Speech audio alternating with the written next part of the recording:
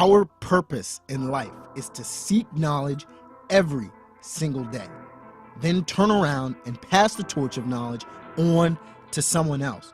If you want to leave a legacy, seek knowledge and pass the torch.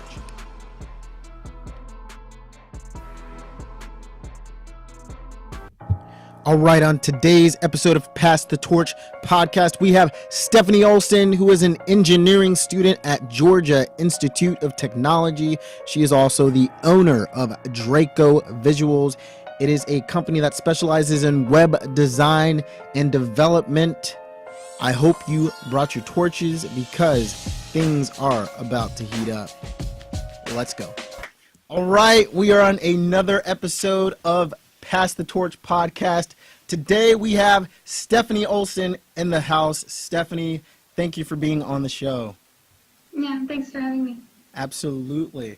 The first question that I always ask every single guest is their why for where they're at today and how they ended up where they are in their journey. So I just want to say, tell us a little bit about your journey and tell us your why for that journey. I know that's an interesting question.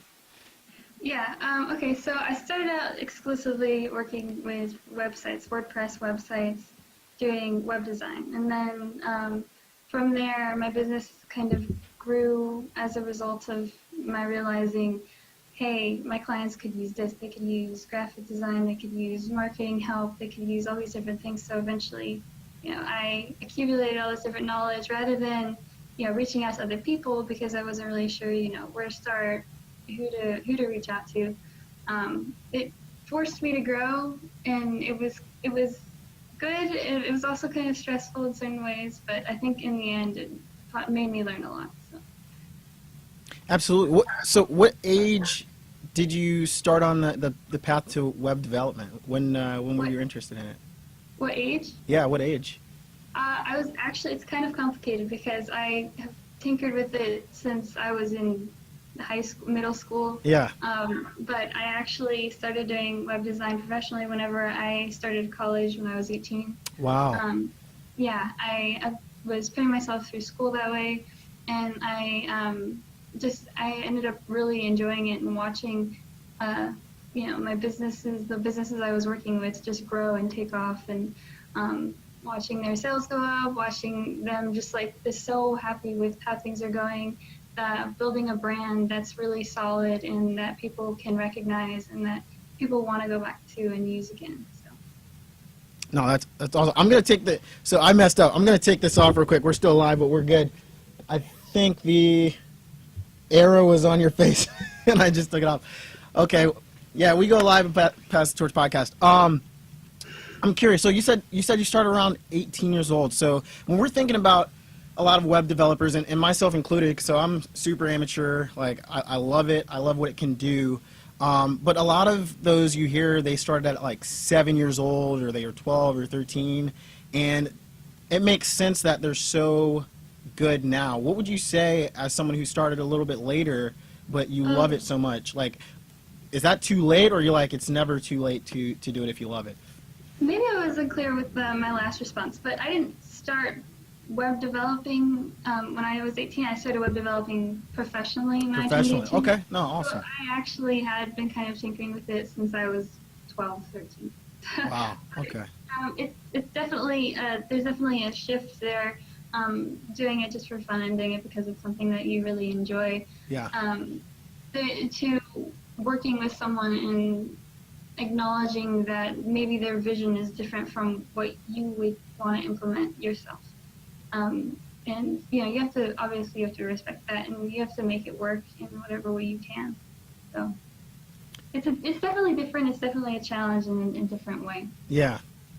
What made you want to go professional? So it's super fun. You get to do any projects you want. I want to do X, Y, and Z. No one's stopping you. And then you do it professionally. And like you said, now the client is this is what I think is best. And you're no, I think maybe we should go this way. What made you go professional and again, go with everything that goes with being in the professional realm? Yeah. So I started out taking on pretty much any client that would work with me. Out of necessity, wanting to get myself out there. Yeah. I realized over time that I would actually save a lot of time and energy by working with clients I knew I had a good rapport with, someone that I knew I could benefit and that we could have more than just a client developer relationship, that it would be more of a partnership to help them grow and an ongoing thing that would help their business in the long run. Absolutely. And how hard is it to work with those clients? Are they very understanding of your expertise and vision, or sometimes is it pretty difficult to to get that across? Yeah, like I said, starting out, kind of taking on whatever client would come to me, it was kind of difficult because a lot of people don't realize the amount of time, the amount of energy that really goes into web development. I think a lot of them have this image of me sitting at a screen dragging and dropping things. They don't really realize what all happens in the back end Yeah. and how you have to manipulate things to make your program run well, make your website look good, all these different things. So there are definitely people out there who don't respect what it is that I do, and it can make it difficult. But of course, in the end, you want the client to be happy. So. 100%. Mhm. So you were the owner of Draco Visuals. Where did that name come? What inspired you to call it that?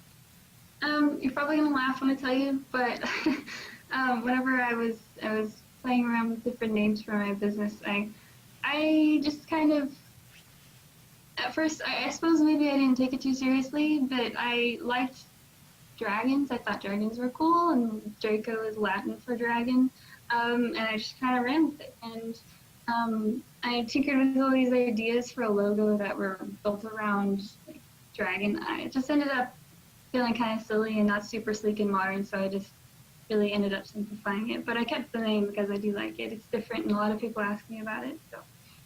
I love that. That just shows the creativeness of you and how you take that even with the name. So you work with a small team. You work by yourself.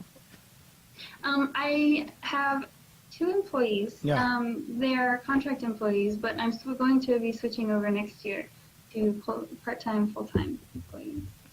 So that's kind of exciting. I'm growing. That's awesome. Yeah, and that's what a lot of people have to understand too with companies. There's many ways to work with other people. Mentorch included, we have the same situation right now where originally just to get even the first launch page up, we had a freelancer, and now he's part of the team. But it's everyone's not always immediately full time, and sometimes you have to phase into that, and that's just a part of entrepreneurship and being a business owner and running a company. So I think that's really cool.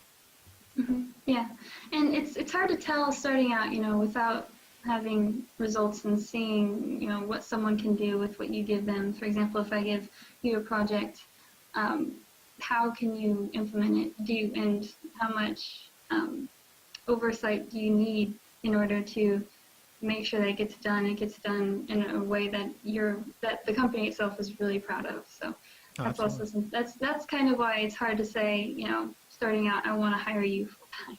Yeah, no, definitely. So very small team. I think that's awesome. How do you like the small team dynamic? Because working with a small team, everybody knows each other. You understand each other's nuances, how each other works. It's a very different dynamic if you are in this huge company and a lot of people just don't even know each other, and then they're thrown into a project. So how do you like that small team dynamic? I like it a lot. Like I said, whenever I started out, I had to kind of do everything myself, and I feel like having others who are really involved in every aspect of what's happening, it makes your business so much more.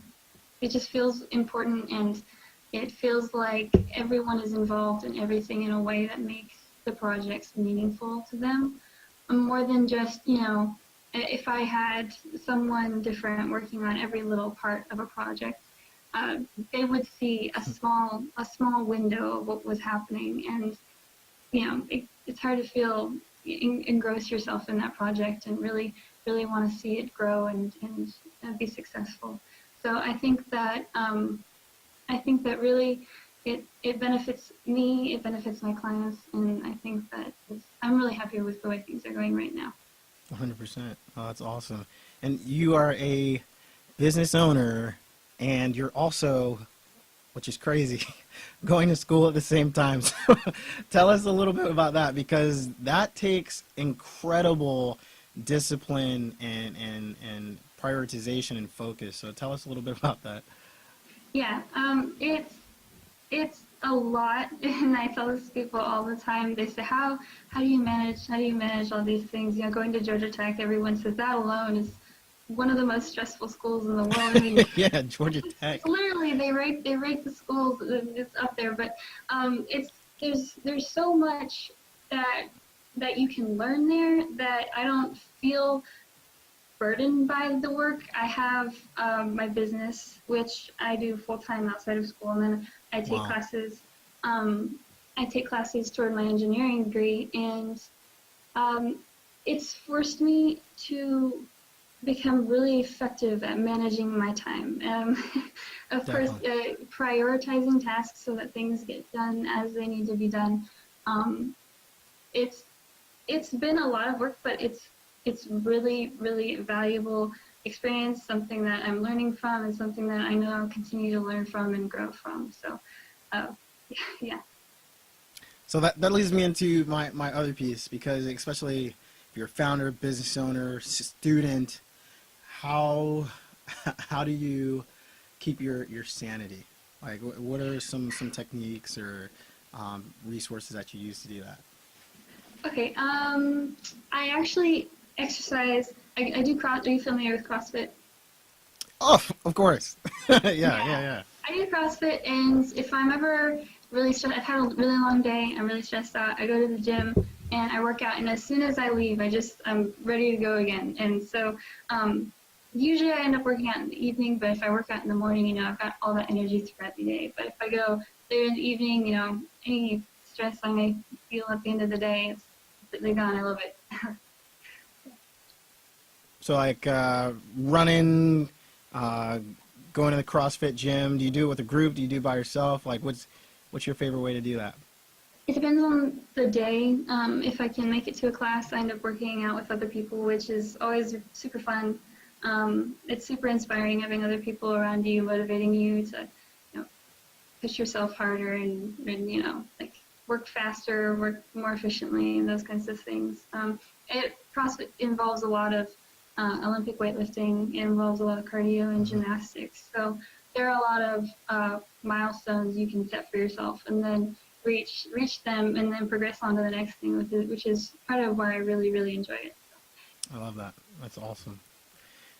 I want to bring up. I think it was an article I read on LinkedIn. It was called the business websites: a consumer's perspective, and Yeah. I read that. I thought it was a great article. I think we even shared a little bit of dialogue back and forth about it. But for the readers who haven't had a chance to read that yet, just tell us what inspired you to write that, and what key takeaways do you think they should get away from that article? Yeah.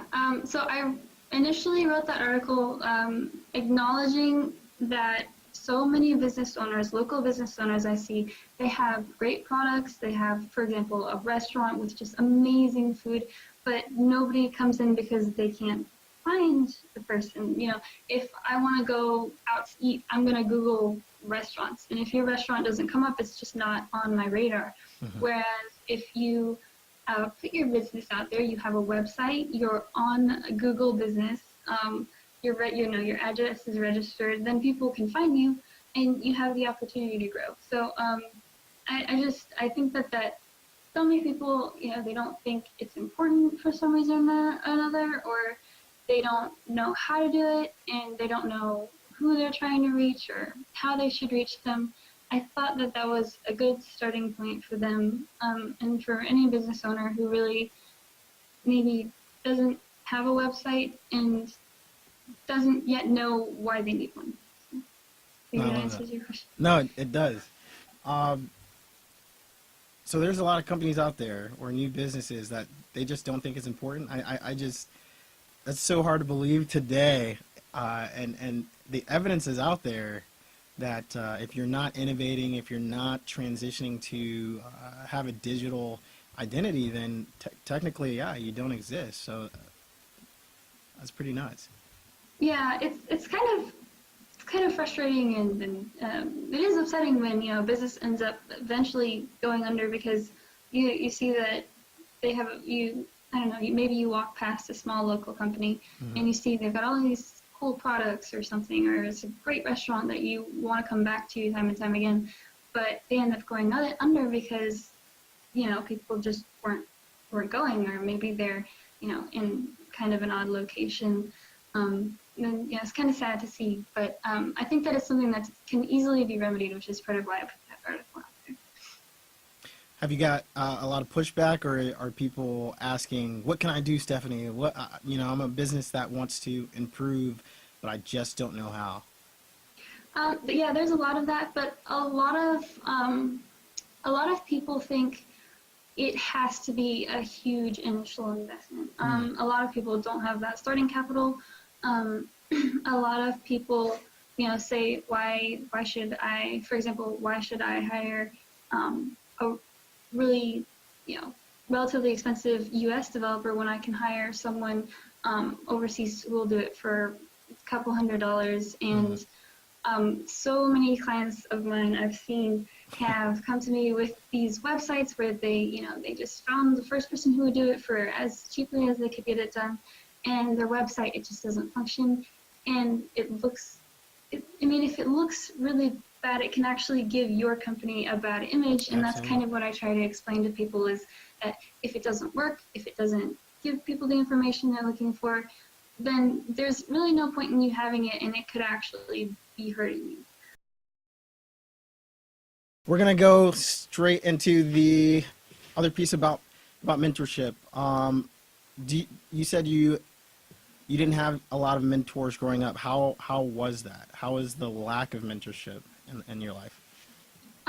Yeah, starting a business without a mentor, I didn't really realize that there was an alternative. I guess I didn't really know to look for a mentor.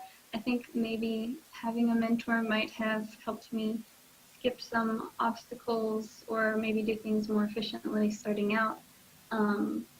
But doing things on my own forced me, to kind of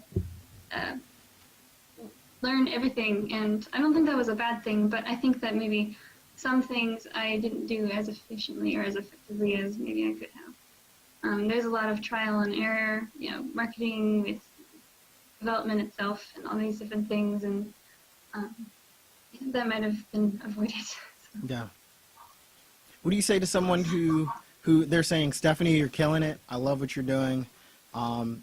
They're very inspired by your example, and they would like you to be their mentor. What are some of the relationship expectations you would say to that individual, whether they be male, female, or maybe they're not even in web development, they're just trying to find out more information?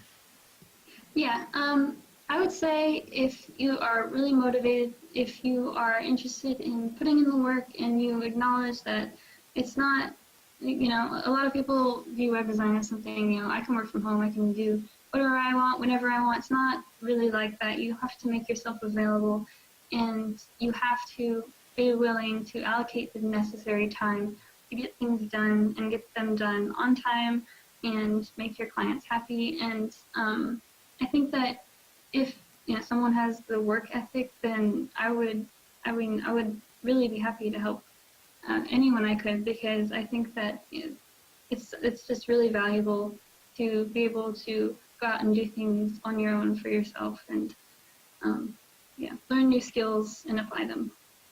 I love it. I love it. So we talked about the resources that you used, and one of the biggest ones was working out in CrossFit. Keep yourself sane, keep yourself fit. What was one of the biggest obstacles that you ever had to face? And your story was with the lack of mentors. So just tell us how you got through that obstacle, and maybe if a mentor was there, how they possibly could have helped you through that. Do you mean relating to my business? Yeah, let's talk about the business side. Okay. Yeah, so I would definitely say reaching the people that I wanted to reach, getting clients that I knew I could help and that I could help in a valuable way, rather than, a client who maybe doesn't really think that having a website is that important, or maybe someone who has a website or doesn't really know how to use it, doesn't really understand how it works, and doesn't really understand why it's valuable. Yeah. So, okay, does that maybe answer your question? Yeah, no, I like it. I like it. So what was the point where you said, you know what, I can push through this. This isn't as bad. It's painful, it's uncomfortable, but I can get through this, and that's something that also gave you strength to make it through other situations after that.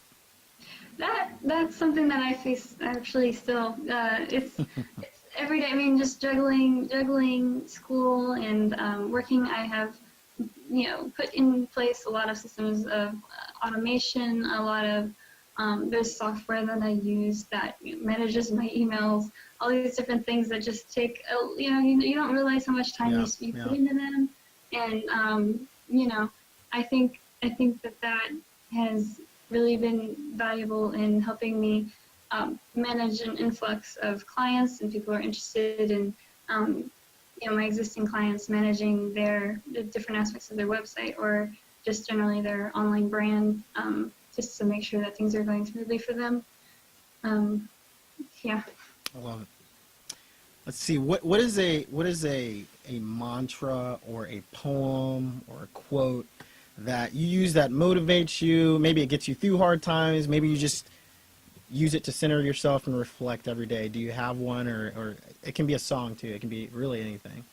Yeah, I do have one, and a lot of people interpret it in different ways. But I'm going to explain to you how I interpret it, because it might be different from maybe what someone else says. But Okay. I don't remember the author of the quote. Maybe I should have Googled it beforehand. No, but you're good. You're good. It's just no matter where you go, there you are. And I like it.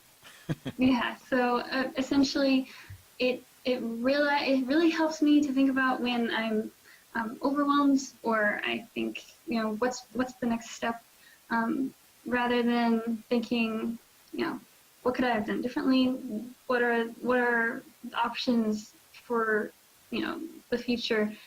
I think that really realizing where you are now, what needs to be done in this moment, and what can wait is really, really super helpful when in those, times where it just seems like there's a lot going on, or, can I push through this? Is it too much? Am I trying to take on too much? That's always helped me. So I love that. That is definitely one that I'm going to share with other people, because not every single quote has to be this crazy, complicated quote. Like that it's simple and it makes a lot of sense. It's very deep, and yeah, we need that in life every once in a while. Just slow down, and you're where you're supposed to be, and continue to move from that point. So that's really cool. Appreciate that. I love it. This is crazy. So we had technical difficulties during the podcast, and we worked through that. We had a great interview. We're already to literally the last question of the podcast, which is crazy. It was fast. It was action-packed, but that's okay, because just because this podcast is ending doesn't mean you can't reach out to Stephanie later. Because this podcast, you're going to be able to listen to it. You're going to be able to follow Stephanie, which is what I did on LinkedIn, not in the creepy way. Follow her work, follow her articles and things like that. If you need someone who is going to do an amazing job on your website and work with you, and it's very professional, guess what? Now you have a resource that you can reach out directly to, Draco Visuals. Write it down. This is the very last question. Is one of my favorites. This is the Pass the Torch portion of the podcast. Torch holders, we've arrived at the time in our program where our guest has 1 minute to pass the torch and leave a legacy. We all know that a mentor is a person who has achieved a level of success that we desire and can effectively guide us to success as well. Based on the success, Stephanie, that you've achieved at this point in your life, if you could pass the torch and leave a legacy lesson, a legacy message to your former self or anyone in a similar situation, how would you pass the torch in 1 hot minute? I would say whatever it is, whatever obstacle you're facing, you can get through it. Just power through it. Whatever you need to do to overcome it, to a learning experience. That's what I would have to say to my former self. I love it. And there we go. Your former self is taking that, packaging it up, and everyone else who's listening to this podcast, you can take on that knowledge as Stephanie has just passed the torch. Stephanie, where can we reach out to you on social? What's a good place? It's Stephanie at dracovisuals.com, and my website is dracovisuals.com. I'm on LinkedIn, Facebook, Twitter, Instagram, all those things. Boom. There we have it. This has been Pass the Torch Podcast with Levante Santos and Stephanie Olson, reminding you to seek knowledge and pass the torch. Boom. Awesome.